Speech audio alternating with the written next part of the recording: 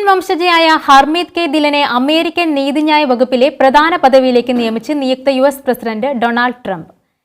Civil rights assistant attorney ജനറലായി ഹർമീദിനെ നിയമിച്ചിരിക്കുന്നത്. ട്രംപിന്റെ സോഷ്യൽ മീഡിയ പ്ലാറ്റ്ഫോമായ ട്രൂത്ത് സോഷ്യലിലൂടെയാണ് പ്രഖ്യാപനം നടത്തിയത്. തന്റെ രണ്ടാം ഭരണകൂടത്തിലെ പ്രധാന പദവികളിൽ ട്രംപ് നിയമിക്കുന്ന നാലാമത്തെ ഇന്ത്യൻ വംശജയാണ് ഹർമീത്.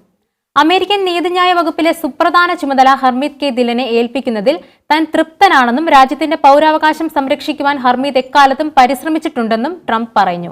രാജ്യത്തെ മികച്ച അഭിഭാഷകരിൽ ഒരാളായ ഹർമീത് രാജ്യത്തിന്റെയും ഭരണഘടനയുടെയും അവകാശങ്ങൾ സംരക്ഷിക്കാൻ പ്രവർത്തിക്കുമെന്നും ട്രംപ് കൂട്ടിച്ചേർത്തു.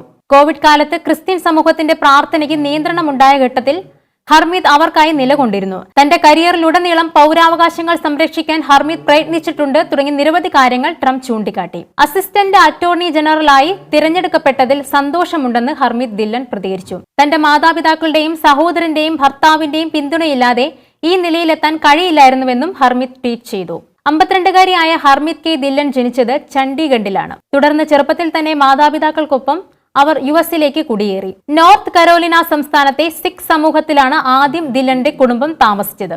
പിന്നീട് അവർ ന്യൂയോർക്ക് നഗരത്തിലേക്ക് മാറി. മുൻപ് റിപ്പബ്ലിക് പാർട്ടിയുടെ കൺവെൻഷനിടയിൽ ഹർമീത് വംശീയ ആക്രമണം നേരിട്ടത് വാർത്തയായിരുന്നു.